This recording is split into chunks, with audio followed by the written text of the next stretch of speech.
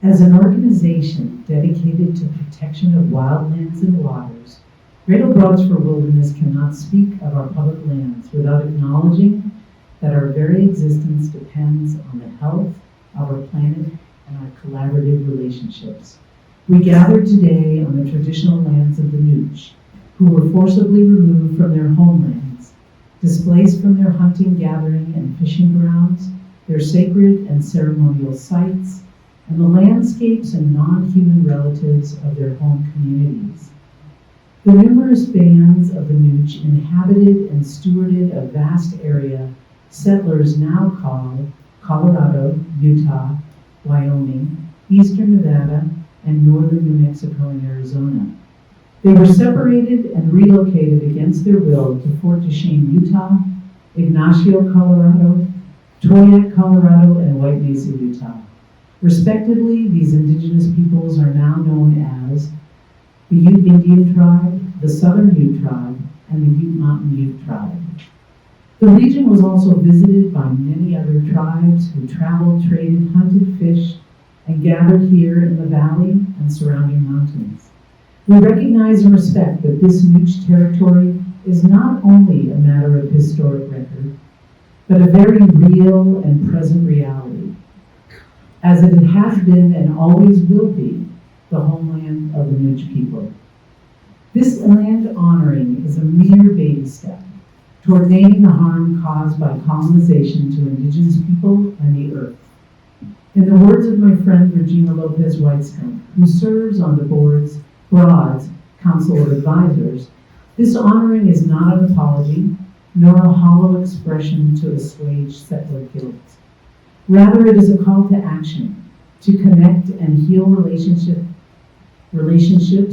with earth and sky and people, so as to live harmoniously on our planet and within our communities.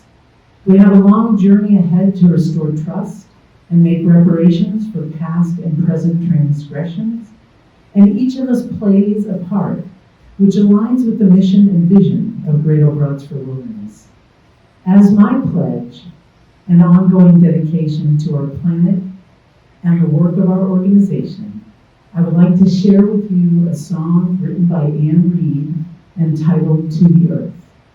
And I welcome you to sing along if you know it.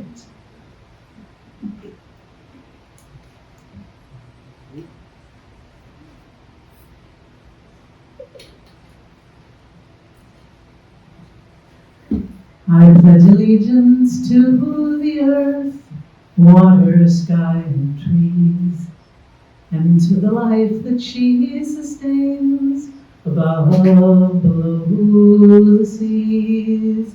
Any harm that's done to her is done to every being. I pledge allegiance to the earth, above, below the seas. I dedicate my actions to the healing and repair of damage done by endless grief, to gifts left in my care, half asleep too many years, and now awake, aware. I dedicate my actions to the gifts left in my care, the sacredness of all the earth, her air so sweet a scent, her waters clear and freely flow, I promise to defend. I am only one, but hand in hand with others, friends. The sacredness of all the earth, I promise to defend.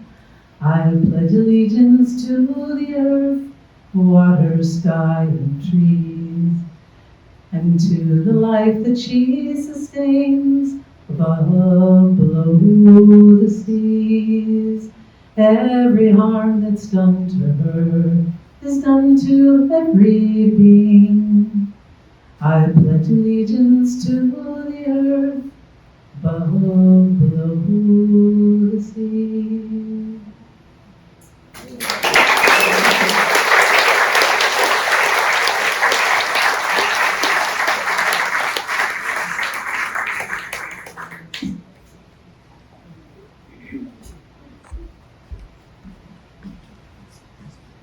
We could probably just close right now. Thank you, Robin. That was just beautiful. I'm so happy to be able to welcome Wendy Vidalak, who is an award-winning poet, author of 5 books of poetry, and is going to open us with an opening poem.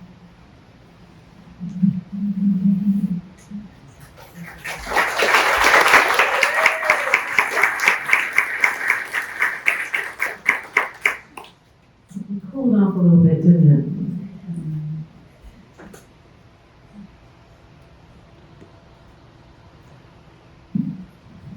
Well, this is a real honor to be able to introduce Terry Tempest Williams to you tonight. I'd like to thank the Great Old Broads. It takes a village. To introduce Terry Tempest Williams is to introduce a person who defies category and embodies allegory. I could not resist that. She has lived and is living what theologians would call the contemplative life, what the scientist and scholar would call the intellectual life, what the journalist would call the activist life, what the poets and the birds would call the listening, embodied life, what the astrologer would call the Saturnalian life, once I got started. What the soul would say is the spiritual life, the life of service, the life of meaning and wisdom seeking, the life of language and change, the life of meaning and deeply held vision. It's not enough that she writes beautifully. She is also the mystic, the warrior, the pagan. My motto these days is, let's bring back the pagan. She does not accept the false boundaries between the political and the personal. She does not accept the false boundaries between literature, story, poetry, mothering, daughtering, teaching, loving, engaging, enduring. So a while back I was asked by a mutual friend to teach in Crested Butte. And as soon as I heard that Terry was going to be featured, I said, oh my gosh, yes. I could not say, I was trying to act cool.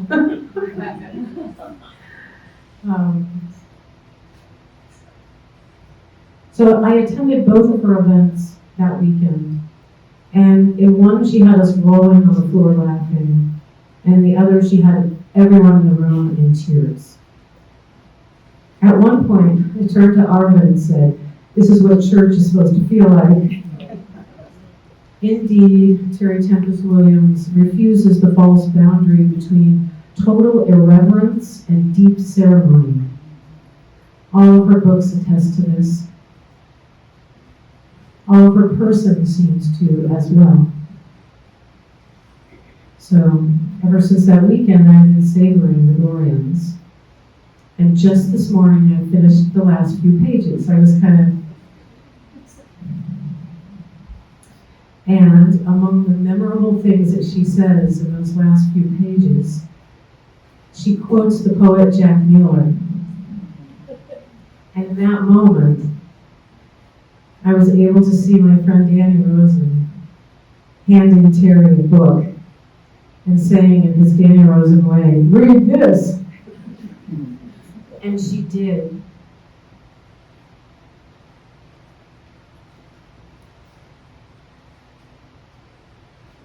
Because this is the way that words move in the world. This is the way that language moves in the world. It's the same way the wind and water and rain and fire do.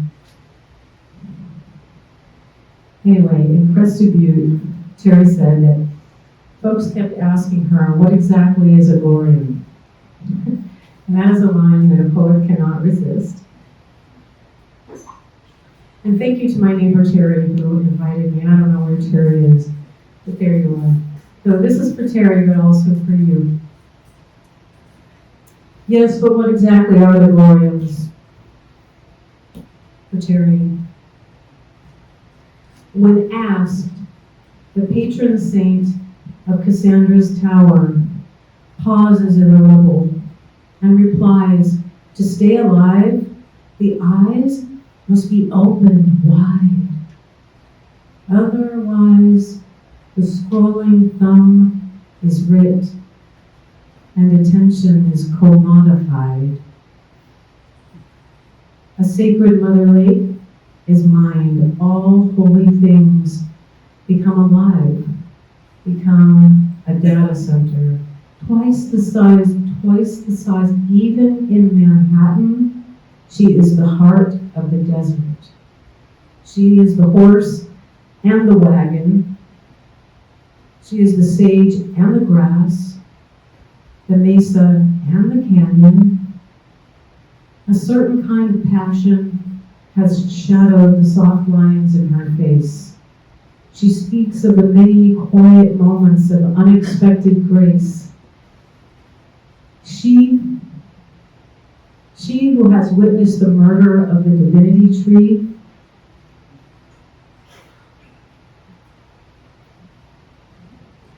has turned and smiled at me. She has not swallowed the bitter seed.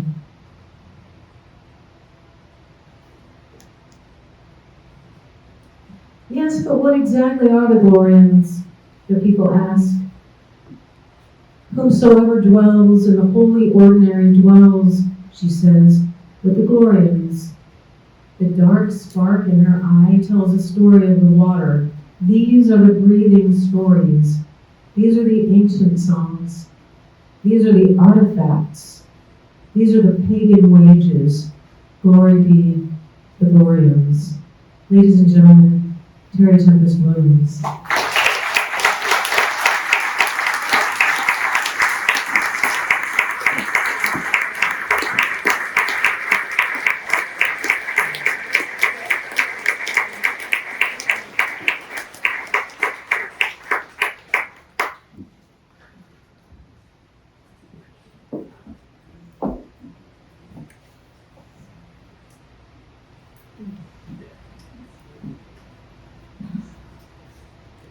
Thank you. I hope I can speak after our beautiful poet. Thank you so much. Just we honor you.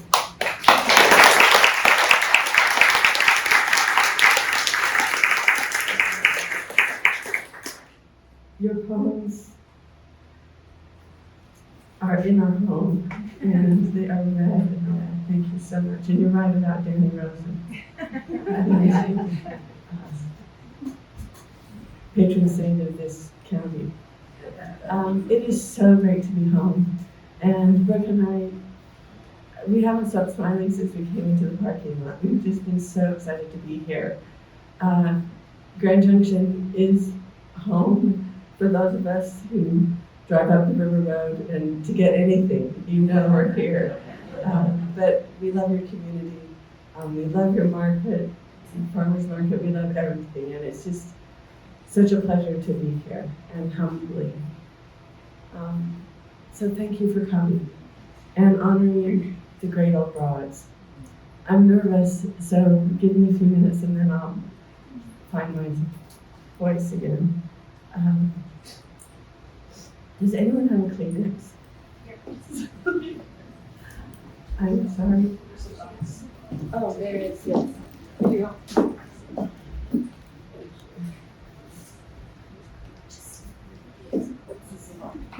Okay. Thank you. Thank you.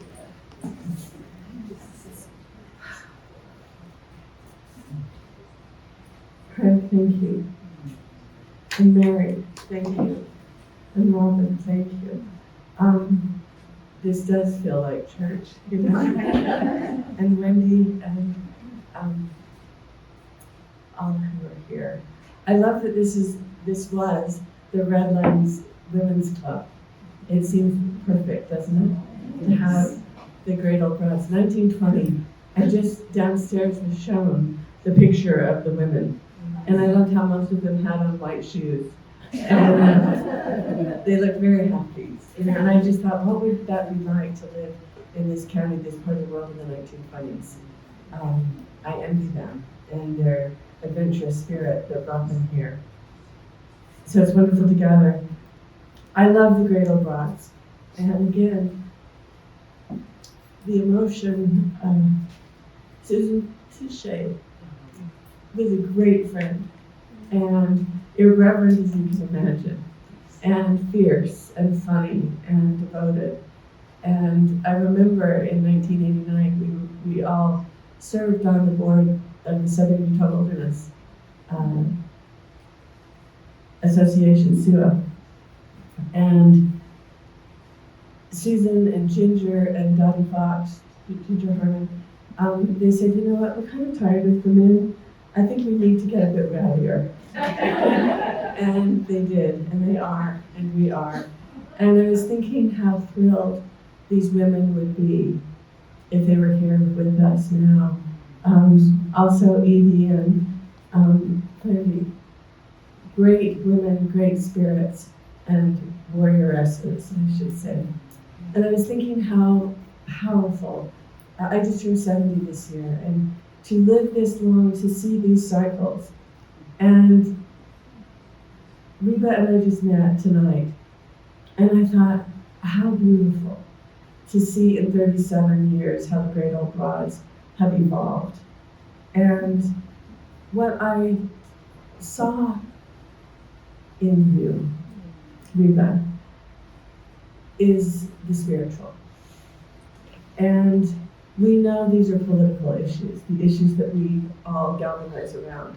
Our public lands, sacred lands, the Endangered Species Act, the Clean Air Act, the Clean Water Act, and the solace of these open spaces, as Gretel Ehrlich has said, the open space of democracy that we are watching close.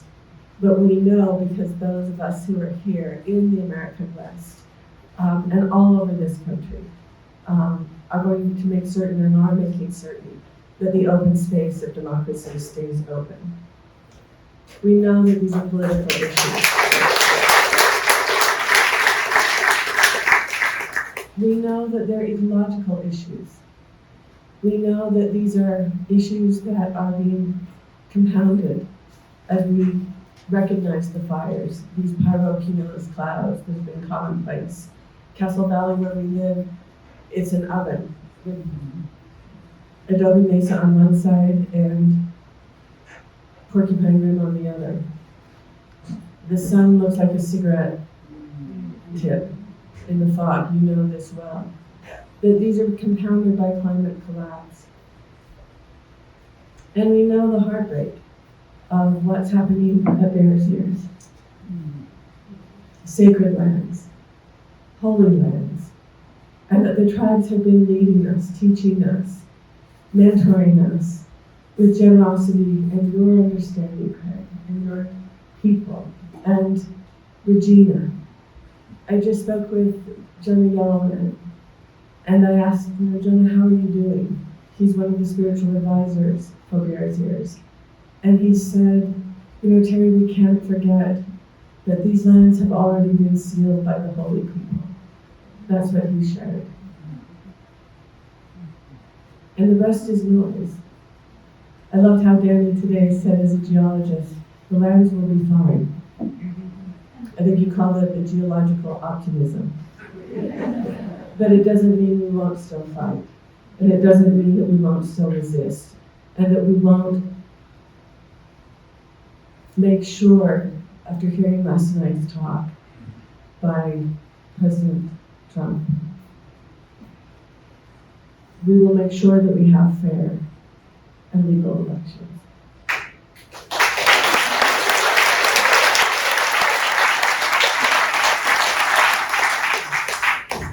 And that's just one of the reasons why the Great Old Broads matter.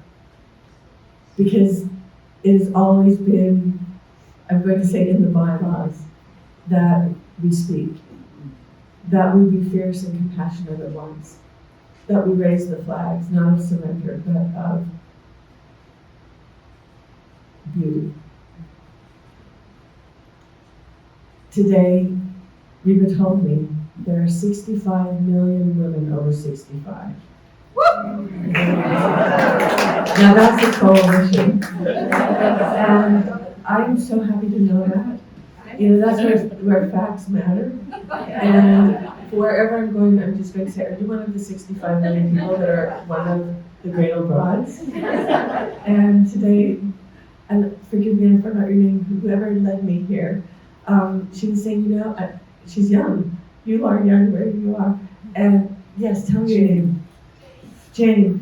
She said, you know, if you're going to be a great old broad, if you are a great old broad, if you're aspiring to be one just like you heard today, we're all great old broads. And I felt so welcome. So I think my task today, when I leave, is that every woman I see, I'm going to say, are you a great old broad? Because we have that energy. And that energy, I will say, also translates to donations.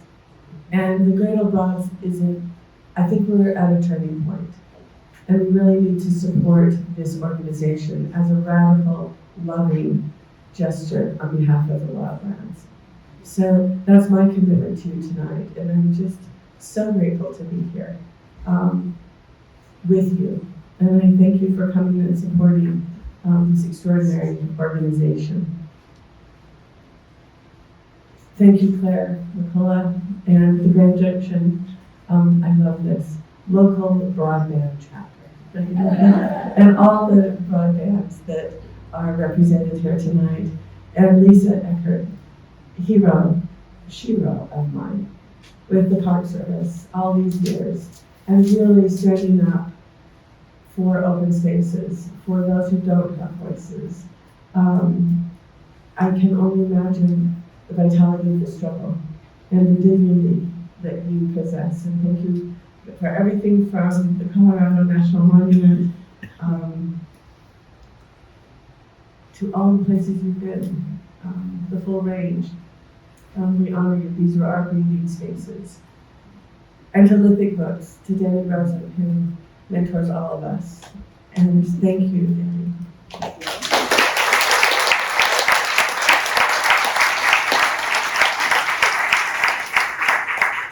And to Mackenzie, where would we be without our independent bookstores? I'm ashamed that in Utah, we have the most banned books of anyone in the country. We just banned the 36th book, Stephen King's collection of novellas, Stand By Me and the Sharp Plate Redemption. We're so glad that we're close to Colorado. Rick and I just kept saying today, it's such a different vibe. And tonight I want to dedicate this reading to a great old broad who, she passed away a year ago today, Lynn Daylap. She was an astrologer. She was a pagan. She was a warrior. And I loved her deeply. And I think of her.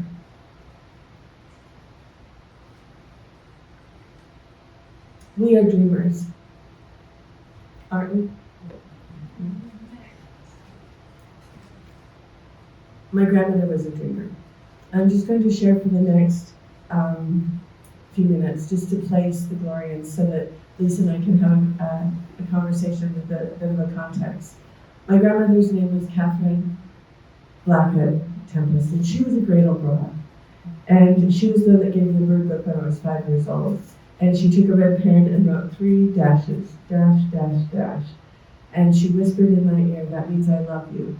And every time you see a new bird, every time you see a bird, remember that song too. I love you. She also was a self-taught union scholar. And as children, we would fight, literally, to find out whose turn was it to stay every night at my grandparents' house, Mimi and Jack. Sometimes it would be 3 of us, sometimes it would be 2, and we were lucky it was 1. But there was a catch to it. We all slept in because we knew if we got up early, she would ask us, did God speak to you this morning?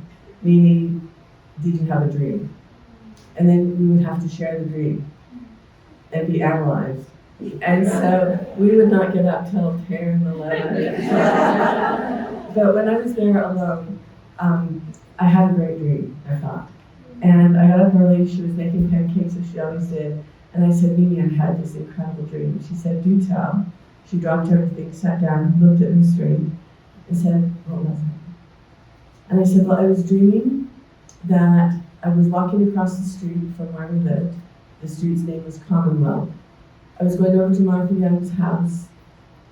I knocked on the door. Martha was 2 years older than I was, my best friend. Knocked on the door, no one was there, but I knew that the Youngs always left their back door, the sliding glass doors, open. I went around the back, opened the sliding doors, walked in, crossed the living room, jumped up onto the stone hearth.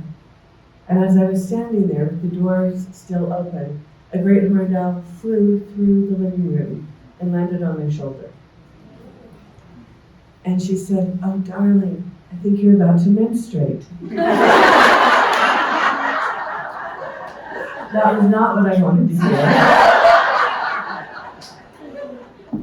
And then she proceeded to take a piece of paper and fold it in half. And she said, what does an owl mean to you? What does Martha Young mean to you? What does the living room mean to you? What does the hearth mean to you? What does Commonwealth mean to you? And then she said, and I wrote them all down, we had this conversation. And then she said, now let's talk about the collective unconscious. And I was 12. And she said, you know, owl is associated with the feminine, the female. The great horned owl, the owl, was situated on Athena's shoulder and would migrate into the folds of her gown. The owl is associated with moon. We hold the moon in our bellies, she said. 28-day cycle, that's what your menstrual period will be. And would you believe me, and 4 days later, I did get my period. And my grandmother had great credit. I think this book began with her. And here's another story that's a companion story. When I was my first year at the University of Utah, I took a writing class. All I wanted to be was a poet. And I took a poetry writing class with a visiting professor named Richard Mezzi. I know this. And he was not so kind. He was certainly not very generous, but he was a good poet. And on day one, there were 12 of us sitting around the table. And he said, I know all of you want to be poets. A few of you will, bad poets, and most of you won't be. Even so, I will suffer through this semester. And he said, but there is one piece of advice I will give you. Never, ever write about a dream. And as an 18-year-old, that registered in my body as a complaint, as a protest. And it took me 15 years to finally dare to write a dream. And I never did become a poet. But those stories stay with you. So the dream I had was this. We all remember the pandemic. It's still in us. I was at the Harvard Divinity School in Cambridge, Massachusetts. On Monday, we heard of this global pandemic. It was the last class that I would teach for 2 years. I said to the students, we will let the syllabus go, but not the writing. And if we're present, we will know what to do. On Tuesday, I took a strange class about something called Zoom. And on Wednesday morning at 4 a.m., I was on the corner of Mass Avenue and Arlington Street with a backpack and my roller bag to get home to Brook in Castle Valley. Friday the 13th, global lockdown. March 20th, the following Friday, the only dream that I can date, the dream I had was this. I was walking across Harvard Yard, it was fall, resplendent, red maples, golden birch, bronze oaks. I knew I had to get to the tower. There is no tower. I turned, there's the tower in the dream, with 2 ways to the top. One, the direct staircase up to the top. The other, a side staircase, a spiral staircase on the side. I choose the spiral staircase, around and around and around, and once on top, I realize I am standing in the ruins of Cassandra's temple. I have a strong feeling that I've forgotten something. I hear my name called, I turn. A woman is walking up the direct route with students behind her. She's a professor. The gate is locked. And she says, "Terry, do you remember the vow you made to us?" And I said, "Remind me." And she said, "Your vow is the epic documentation of the Glorians." And then I woke up. And I thought, what is a Glorian? And I did something that my grandmother taught us to do. I always have a pen, paper, and pen by my bed's stand, and I wrote in the dark, "The epic documentation of the Glorians." I didn't want to forget that vow for a second time, and I went to sleep. When I woke up, there was that word, Glorians, and I did what I think most of us would do at this moment in time. I Googled it, and nothing came up. I let it go, but it haunted me for a year. And almost a year to the day, I thought, I'll just check again. And I put in Glorian, Glorian, and voila, what came up was the Urban Dictionary. Glorian, a hoarder of toilet paper.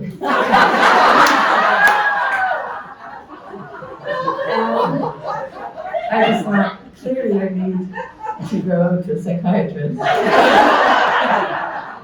And when I told Brooke, he said, "Well, that ends that." You know? And I went on with my life. But I was still haunted and hunted by that word. And to make a long story shorter, and then we'll begin our conversation. You know those beautiful desert willows, we call them coyote willows with the magenta blossoms. And you know how when they burst, they're like a flame. And that happened in one morning in May in Castle Valley, and I went into the kitchen to get a camera to take a picture. It was so beautiful. When I came out, a wind had come and just blown them all off onto the porch. And I thought, okay, I'll just go in and get a basket. It's so beautiful. So I went in, put my camera down, went in to get a basket, and just as I walked out, another wind came in the opposite direction and blew them all off. But one blossom remained. And I bent down to pick it up and it moved. It had 6 legs. It was this wee ant holding one of the blossoms in its mandibles like a sail. And what did we have to do in the pandemic? All we had was time.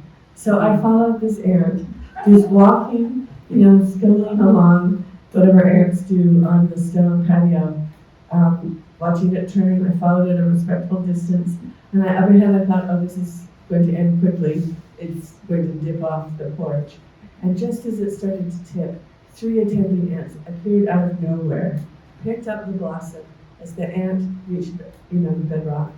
They placed it back in its mandibles. They disappear. It continues. It continues on and on and on. We're 15 minutes, 20 minutes into this following. And suddenly I see a huge prickly pear patch, and I think that's it. It's going to be impaled. Again, 3 more ants appear out of nowhere, up, around, down, around, over, through, not impaled. They vanish. It continues on its way. Now we're into this 30 minutes or so. And up ahead I see this clay-covered fist, the ant colony. It continues walking. It moves itself up that little mound, just so slowly pushing it up, gets onto the flat, moves over to where the entrance is, lays its blossom down. Dozens and dozens of ants come, just tearing into little shreds. They all disappear into the colony, and I imagine they are lining the pathway to the queen. Gloria. This became the Gloria. When our attention is seized, we are met with another. It's a moment of grace, unexpected, unearned. Gloria. Let's talk.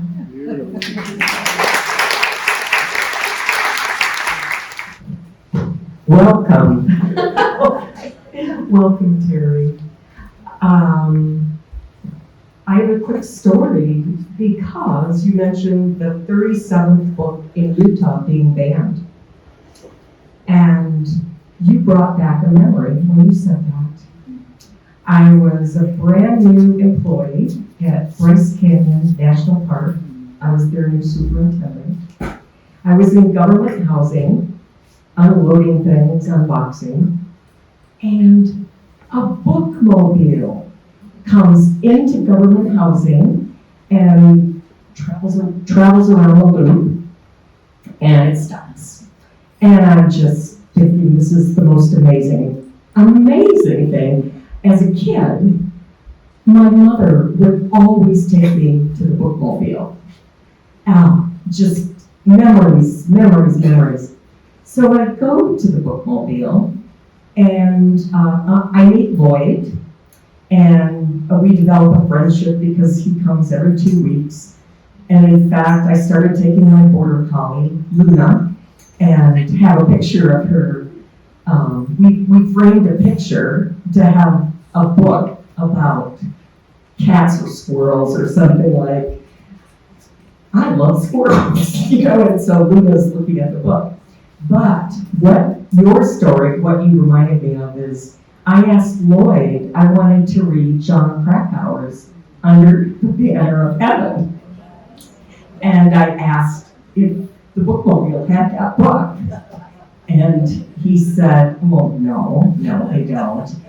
But just to let you know, or to let people here know what was in the bookmobile, so I would say 2 complete shelves from ceiling to floor were cookbooks and how to be a good wife and planning your wedding. And so I'm asking about Under the Banner of Heaven. And so I'm back in Grand Junction a couple weeks later, and I'm visiting my friend Margie Wilson at Grand Valley Bookstores on Main Street. And I go, Margie, do you have Under the Banner of Heaven? And she says, oh yeah, how many copies do you want? So Margie gives me 6 copies of the book, and I keep one for me. But the next time I went to the bookmobile, they didn't come back with me. And I don't know how long we stayed, but hearing about banned books, I did remember that story. So have you read Under the Banner of Heaven? I did. Yeah, okay. I wanted to read it because I was a fairly new resident to Utah.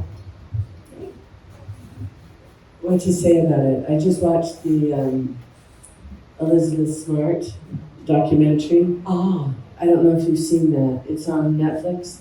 Elizabeth Smart, her uncle was a close friend of ours, but somehow I tied her kidnapping with Krakauer's book. I don't know why, maybe fundamentalism, but I admire what John did with that book. I didn't think the whole story was there, if I'm honest. I probably needed some more books to learn more about Utah, other than recipe books. Yeah. I think Utah is such a fascinating state, and I mean that word in the pure sense, because of the collision of cultures.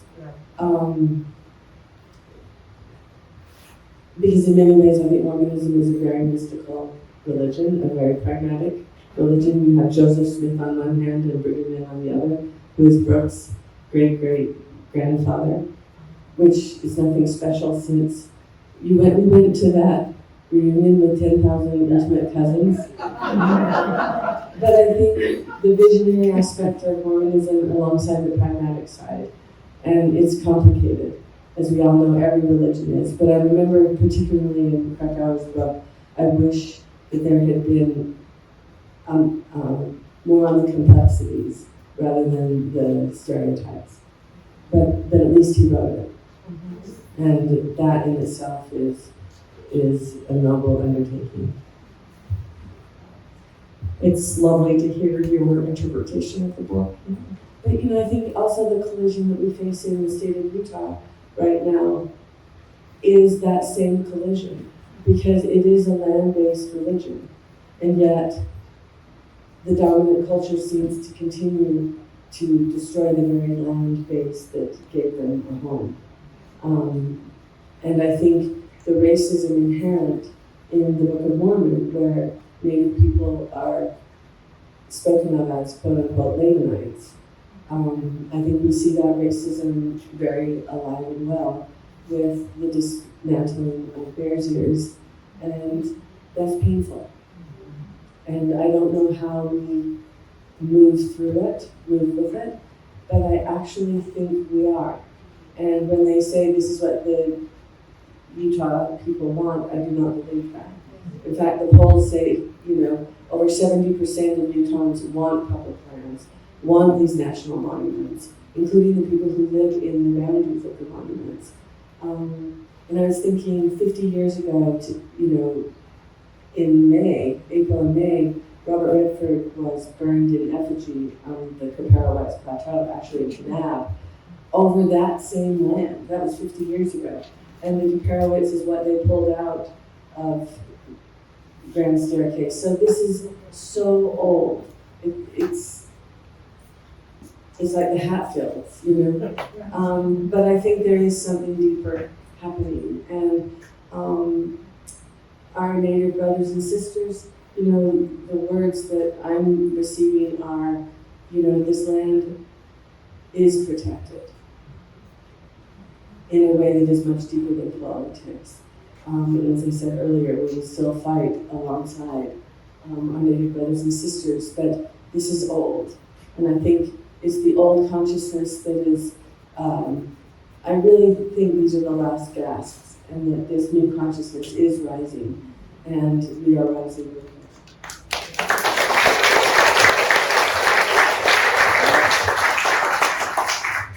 Thank you, because I feel everybody in this room were simply so horrified to hear earlier in the week 3 million acres, which for me, I also thinking, it's a U-turn, it's the Antiquities Act going backwards. How does that, the politics of parks, and monuments. What's your perspective, Lisa? Well, I've always felt that the 1906 Antiquities Act that allows presidents to proclaim national monuments, it's the proclamation, it's the creation, and not the removal. Though it is true, there are a handful of national monuments that have been delisted. One of them in Alaska, Old Kassan, it was delisted, but it had everybody's input. It had the tribal leaders' input. And that is what's so wrong about what's happening right now. Do you think it will come down to a law before Congress, or do you think it will continue to be this ping pong? What a tragedy that it has been, this ping pong. The Antiquities Act is a law, but it would be interesting if there was another bill introduced that what's created is maintained. And I think about what's happened with the Endangered Species Act. And I feel like that is a glory, where so many imaginations were seized to protect other species, that we as human beings are not at the center, but that a wolf, a prairie dog, everything we love, the animals we live among, we are not the only species that lives and loves and grieves. And I think that, again, we're seeing that consciousness shift among the masses, really. That these are sentient beings, and I just keep trying to put myself into the logic of how can you protect a threatened and endangered species by saying the habitat doesn't matter. And so that you take the one word harm, do no harm is one way of thinking about it, but to remove harm so that you can harm the environment and it won't affect the species. I think, what's a whale without water? What's a prairie dog without the mounds? Is that a lawyer that just went, here's the way in? And how do we hold harm on the side of do not harm versus removing harm so that we can create more harm? I don't know. And then I think what I'm thinking about right now is what is a definition of reverence? And not the kind of reverence within orthodoxy, but I was trying to think, when was the last time I used that word in a conversation? What would that mean to introduce reverence? Not, a reverence. I was thinking, and this is just a riff, like jazz, but Albert Schweitzer, he wanted to put his philosophy into 3 words, and his 3 words were reverence for life. And I was thinking, where does our reverence lie? We know where the reverence of this administration lies. A reverence for corporations, a reverence for profit over people, a reverence for misogyny, racism, etc. So I'm thinking about, how do we reintroduce, if we're looking at language like harm, that can change a law so radically that is 99% effective for saving species, how do we introduce a word like reverence? So I'm thinking about those things as we watch the laws that we have lived with and benefited from dismantle.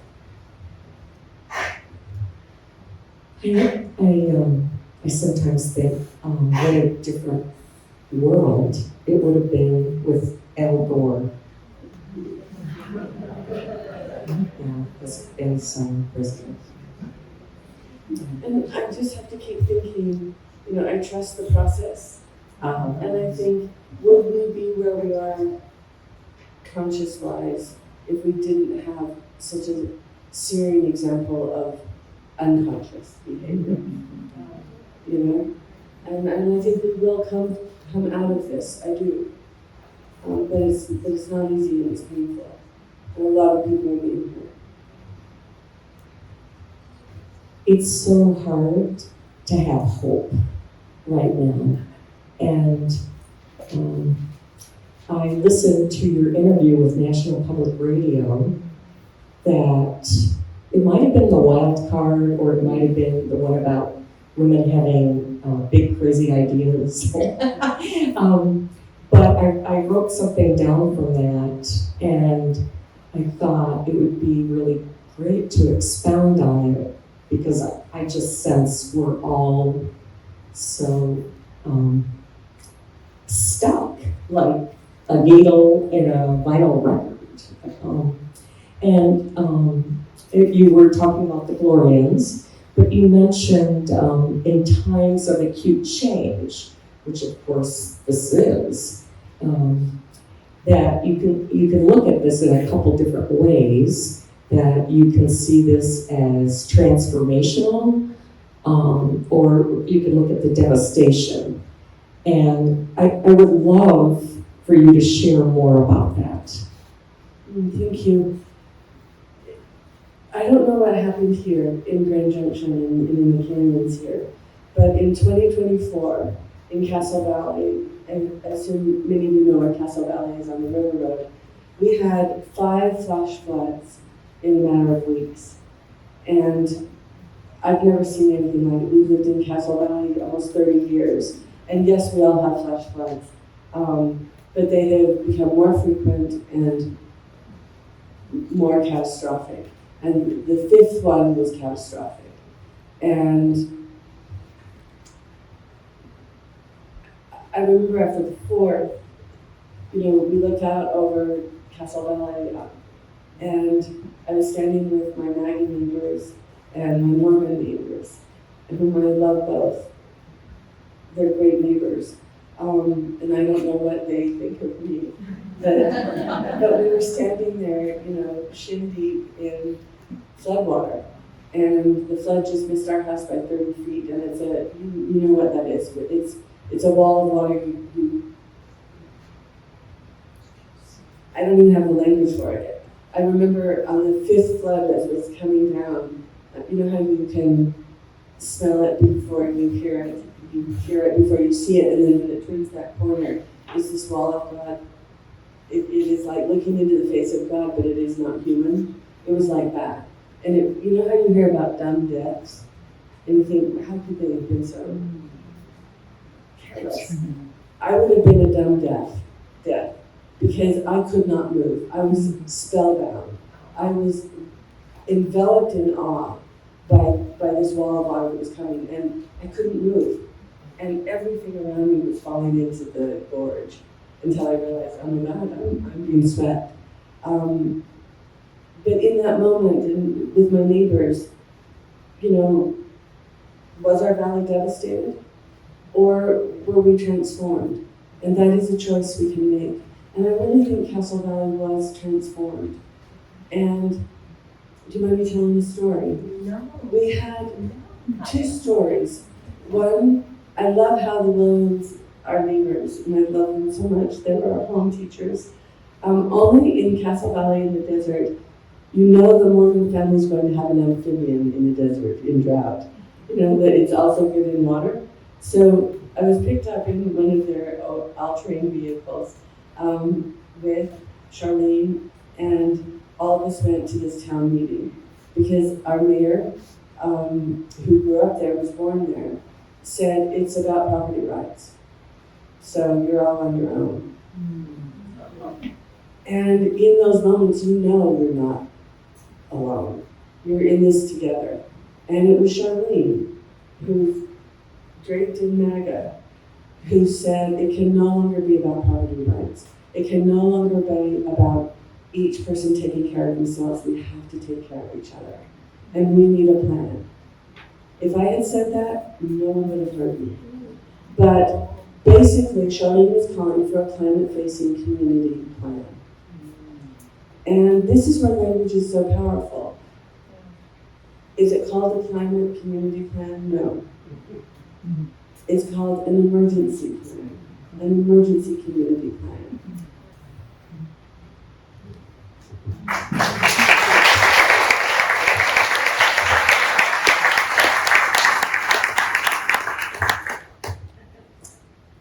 Thank you for that reminder of gloom, bringing us all together. And it was really all through stories. Yeah. I mean, what is more simple than a story shared? Mm-hmm. And I love that idea that Colin McCann talks about this. The shortest distance between 2 people is a story. Isn't that beautiful? It's beautiful. Oh, thank you for that. How is Castle Valley doing now? It's hot. Yeah. Last year we had grasshoppers. This year, what do we have, Brooke? Oh,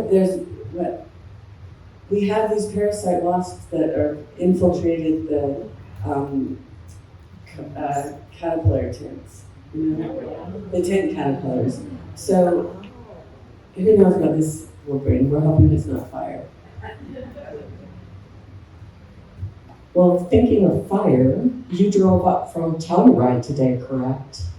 And did you see the Gold Mountain fire? The smoke plumes? We saw the smoke plumes outside Ridgeway. Yeah. And we certainly were moving through the Babylon fire around Canyonlands and Bears Ears, and that's what the last thing I read was 106,000 acres and 1,500 firefighters. I don't know about fire over by Ridgeway, but this is the new normal, isn't it? It's still really hard for me to believe that this is the new normal. Yeah. And I know friends in the East are really suffering with the air quality. And it was the first time in my whole life, I don't know how you've all been dealing with this, but my father's in hospice, and so we've been spending time in Salt Lake, and the air quality in Salt Lake is terrifying because of the toxins going off of the exposed lake bed of Great Salt Lake. 1,000 square miles of exposed lake bed. And we took our grandchildren out there on a clear day, no wind, but I don't know how many miles we walked on just white, cracked playa. It's unrecognizable.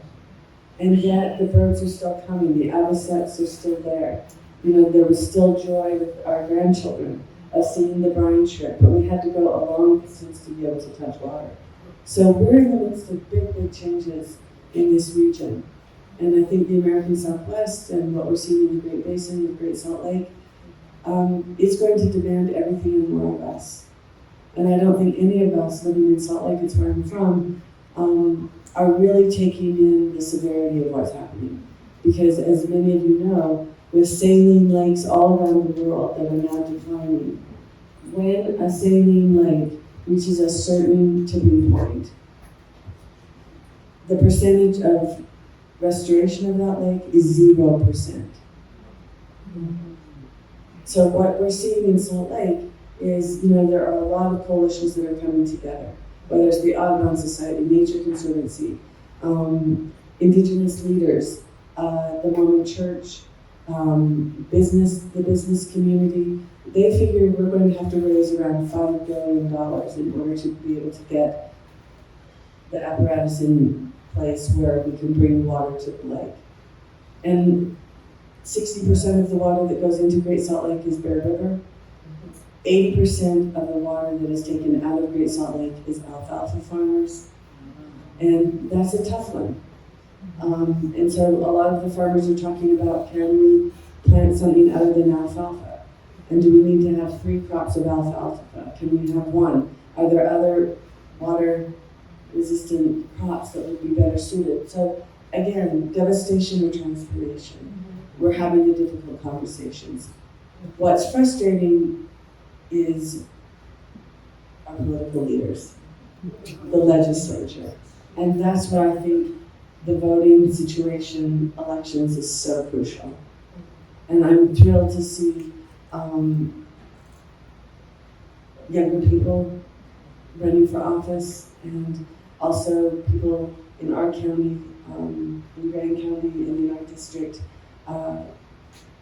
Udell is a really great candidate. So I think, again, it's what can we do on a small level that will loom large nationally?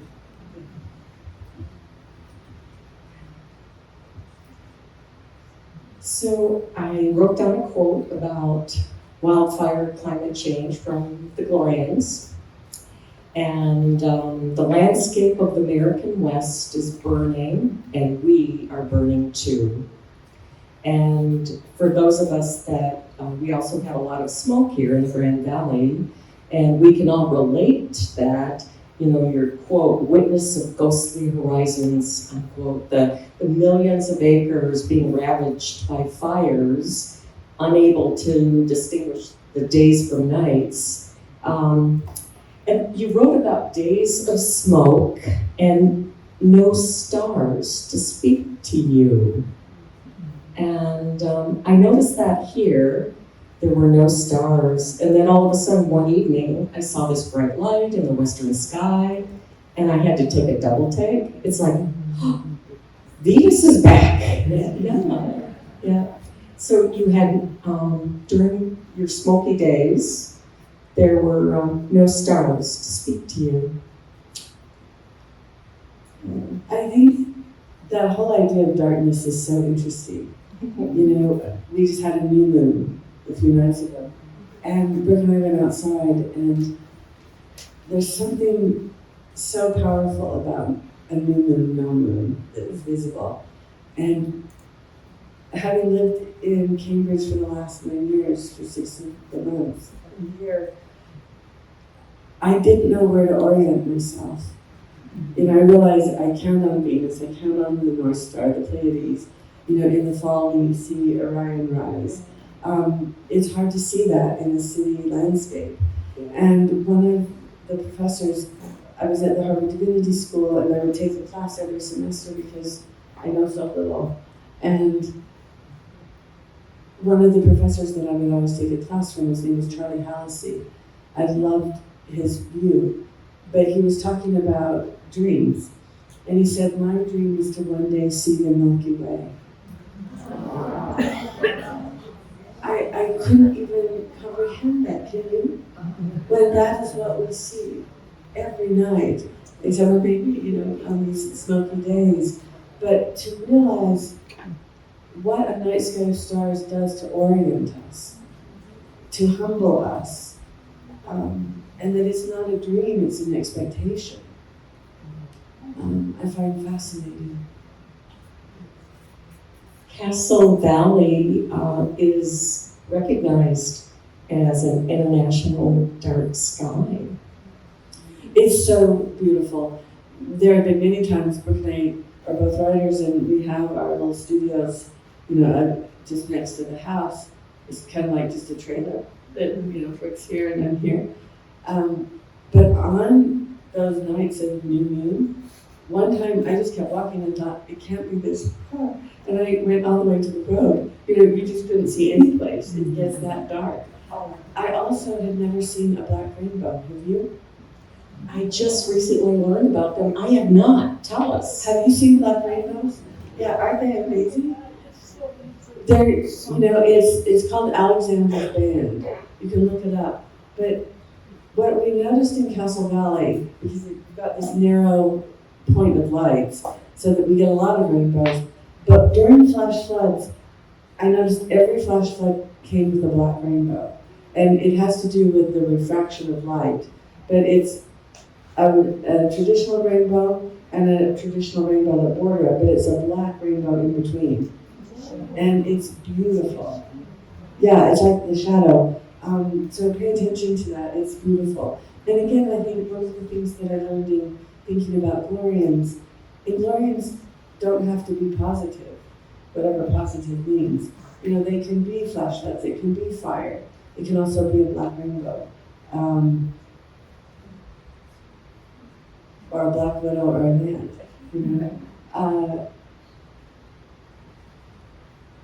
but I appreciate the darkness that is actually filled with light.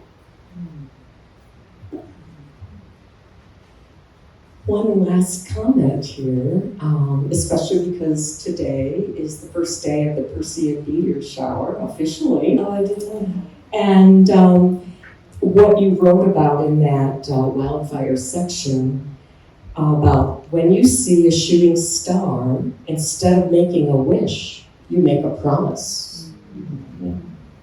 So I believe that for all of us in the room, we vow to send out lots and lots of promises during the Perseid meteor shower. I like that. Just beautiful. And I always hope I can keep them.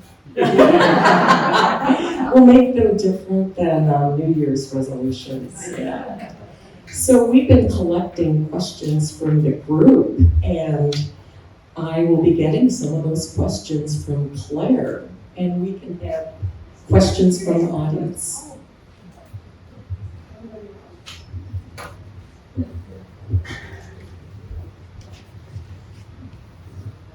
Lisa, I just can't Thank stop you. thinking about the power that you hold and have given and continue to hold as a former superintendent of our national parks, and just the histories that you hold. I just am so grateful. I just have to express my gratitude for your leadership.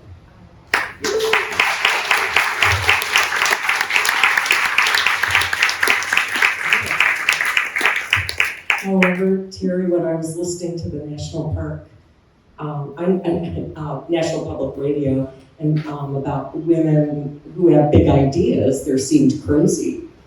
And even sometimes unemployable, yeah. There we go. Okay, you're very kind, thank you. Okay, we have a question from Mary Ann, and she's now in Grand Junction, but originally from Denver. And Marianne's question is, please share. Excuse me. Okay. I think we should not hear what this is. Oh, okay. I don't even know if I can stop around. Here you go. Excuse me. Well, I can't wait.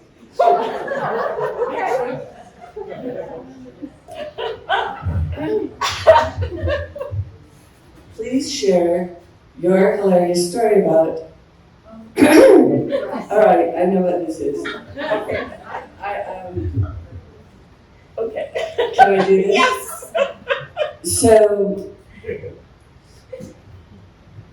I was invited to be the MC of the Endangered Species Act Gala in 2023. It was the 50-year anniversary of the Endangered Species Act. So I'm back in Cambridge, and I think there's no place to get a ball gown or something in Castle Valley. So I'll just get it when I'm in New York. So I was in New York, and I thought I'll just go to a thrift shop, I'll just find something, then I'll take it back to my closet, and then I'll go to Castle Valley, forget it, come home, it'll be there. So I do exactly that. I go to a couple thrift shops, nothing appropriate. I'm in one, the lighting's low, I'm in a hurry, I'm gonna catch the train, and I see this red kind of tunic, chiffon-y, and I think, that would be perfect. It's red, I can wear black pants and my cowboy boots, and red is a nod to Republicans. I won't be bipartisan. I will be bipartisan. And I just put it on, it fit. There were some little embellishments. I noticed some turquoise. I thought that's great, the Southwest. I take it off, I hand it to the clerk, and I said, I'll take this. And she holds it up and folds it in, and she said, do you mind me asking, what's the occasion? And I said, oh, it's this Endangered Species Gala, giving awards to Congress people and senators. And she goes, bold choice. And I said, well, I think red is bold, and And then she puts it in one of the, covers with the zipper, hands it to me, I walk out hurrying, and she goes, own it. And I said, haha, I think I do. Now, thank you. And I go home on the train, and I put it in my closet, shut the door. The next day, I'm back in Utah. Forget about the whole thing. September comes, I'm with the Center for the Biological Diversity. They say, are you ready for the gala? We've got these ideas. Have you come up with it? I said, yes, I've got all the names. I've got how it goes, the run-up show. Everything's great. Get on the plane. I have my cowboy boots, Levi's, shirt, jacket. That's it. The bag with, my purse with whatever else I would need. The planes are late. I'm worried. It's the very day. They have a cocktail party. I make it by an hour. I get in, I take out the bag, I put it by the shower, unzip it, I'm just going to steam it. And I look at the dress and I think, no. It is covered with gold erect penises.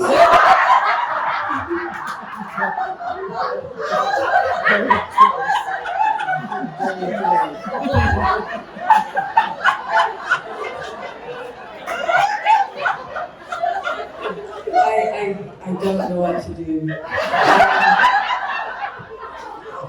It doesn't matter how much I steam it. So I called my niece, who works on the Hill, or she used to, and I thought, I did not notice this.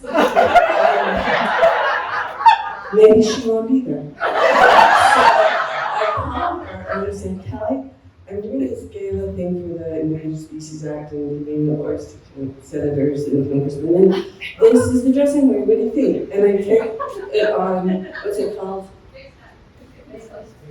FaceTime. And I realize, and I hear her scream. You cannot be serious. You cannot. Is that what she goes, you cannot wear this. I'm getting adjusted to you immediately. I have now 45 minutes. I can't. I don't know what to do. Maybe no one will know. She goes, Terry, you cannot wear this at awards. So I just said, well, I don't have a choice. I hang up and I think, I'll call my stepmother. She's very practical. And so I said, Jan, what do you think of this dress? And she's 79. She's a great old bride. And she goes, I said, she goes, do you have anything else? And then she says, I will not show your father. And I tell her that, she goes, what were you thinking? And I tell her the story, and she goes, own it. And hangs up on me. And so I think I have no choice. I think maybe no one knows it's dark. And I wear it.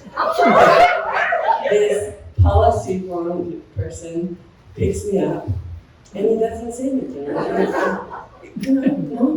They'll just think they're embellishments like I did. So we walk like a mile and a half to the Library of Congress, and he's talking about all the policy and, this. And I'm just thinking, it's good. I go through security, and all the security bursts out laughing and says, just get out of here. I go into the stage, the auditorium. I go to the farthest, darkest corner and just sit there stiff. With the whole program.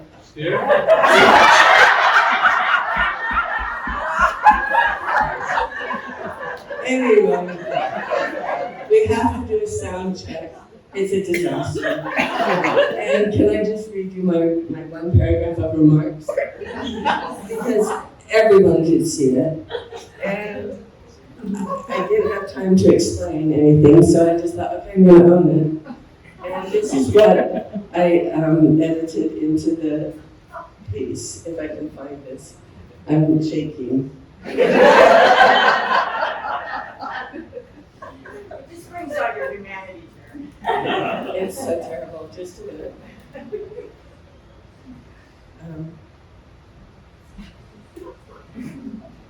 I'm sorry, I'm really shaking. Okay, here it is.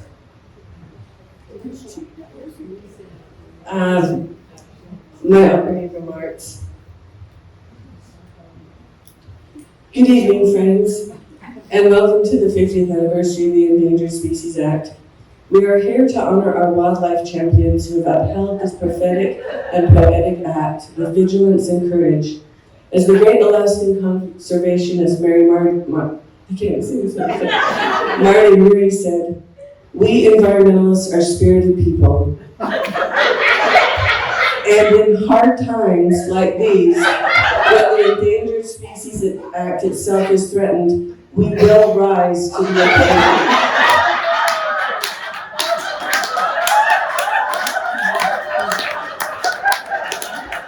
And I will say this, when Cory Booker came onto the stage to sing this war, he took one look at this dress and he goes, I love you people. And he twirled me around. And honestly, it changed the weather system, the entire thing. And we laughed. And I just thought, there are no accidents. I honestly didn't see it. And that's the penis story.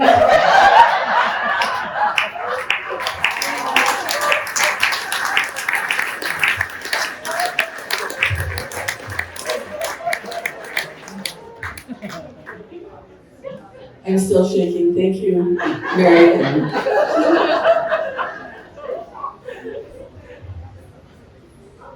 We'll see if I can get this for the next one. Okay. It seems appropriate for great old broads. It's perfect. I bet that's why it was submitted. So a question from Anya, and she's from Pittsburgh.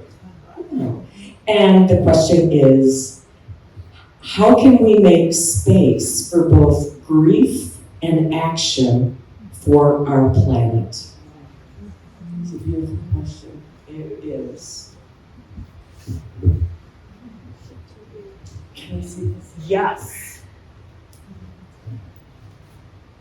How can we make space for both grief and action for our planet?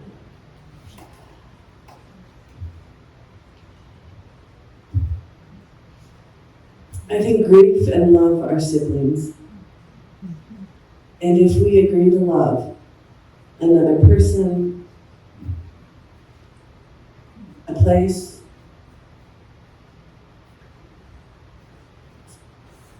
then we also agree to grieve. And I think if we grieve, if we recognize that that grief is love, then it's easier to bear. It's also been my own experience that a grief shared is a grief endured. And all of us in this room share the grief of what's happening here in these beloved lands, public lands, sacred lands. And that's what builds community.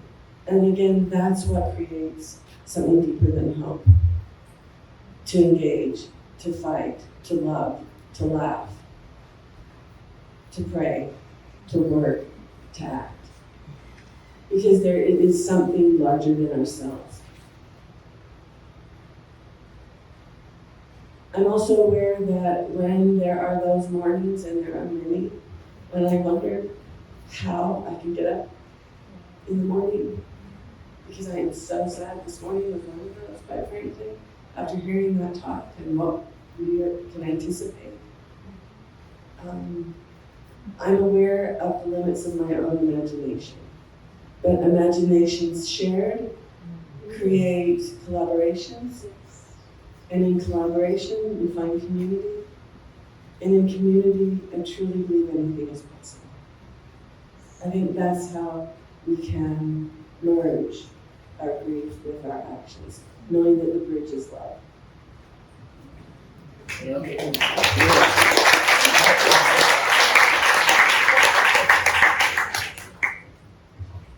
Because there is some right there that we can get you. Yeah, or, oh, great. A Grand Junctionite named Debbie. Do you have a dream life that informs your way in this world and your writing? Yes, I do. Do you have a dream life that informs your way in this world and your writing? I take my dreams seriously. And Brooke and I share that. You know, my grandmother's no longer here, but Brooke and I were very close to her. And we do talk every morning. You know, we have ritual. We all have rituals in our family. For Brooke and I, we wake up, we make tea or coffee, and we go outside, and for about an hour we talk about what did we dream? You know, what do you think it means? Where are we? I had a dream the other day about a yellow bird, you know, and we had a conversation about what that meant. I also, yes, and I do keep a dream notebook, and I do believe that for me personally, I can't articulate, I can't comprehend what's happening right now. And it's so fast, and it's overwhelming. So I don't have the language, I don't know what to do, except for be present. And that belief, that mantra for me is, if we're present, we'll know what to do. That idea that we are now bearing witness, we are also being witnessed. And I think there is a reciprocity with, we're not alone in our communities. It's not just our species, but I feel like when the coyotes are coming closer, you know, we leave bowls of water for the mixed flocks of birds that are coming in. I know in Salt Lake City, where my father lives, they had encounters with 8 rattlesnakes that were coming down from the foothills. You know, I feel, and talking to Jonah and some of the women of Bears Ears, we were all talking about the earth is responding, whether it's fire, whether it's drought, whether it's wind, however, whatever our cosmologies are. I feel like we are in conversation with the earth right now. And that also then translates to our dreaming life. And I understand, I can articulate and decipher my dreams that then can translate to where we are now, and they give me instructions. I mean, that's the basis of the Glorians, but it's also much broader on both ends. So the answer is yes, and I depend on them. And I now have a practice where at night, and I do this as a writer, if there's a piece of a story that's missing, for example, right now I've been asked to write a piece for the New York Times on reverence. And I know I can't do it by myself, but I know my psyche knows something. So last night I asked myself, my dream mind, what is an image of reverence? Or what is another way to approach reverence? And this morning when I woke up, I had a whole paragraph of images in my, that came to me, or a title, or, I just think our unconscious mind does a lot of work for us. And that I can decipher, I can articulate, and I can translate. And that to me has become more reliable than what I try to decipher in the world around us, because it's coming so fast and furious, and I don't know what's trustworthy, except for what I know in my own community and what I know on the ground. And I think that's why I just can tell you, as my community here in Grand Junction and with the Great Old Gods, I feel sane again being in the West. It was so disorienting being in the East. And it's not that I didn't admire it and learn from it and appreciate it, but it was very, very lonely because I couldn't understand. It's a different culture. One that is from the neck up, not the body, not embodied, for me.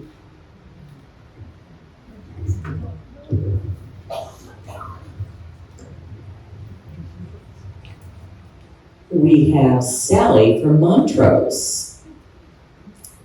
Do you think there are any Glorians here tonight? Everyone, yes, we've heard them. I think Glorians are all among us. And it's interesting, that was a word that was in the dream. I didn't know what it was. I still don't know. And this sounds so cliched, but I know them when I see them.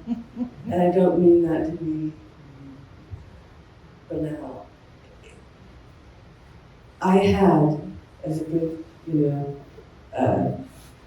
what should I say? As a responsible writer, I had a 4-point definition of the Glorians.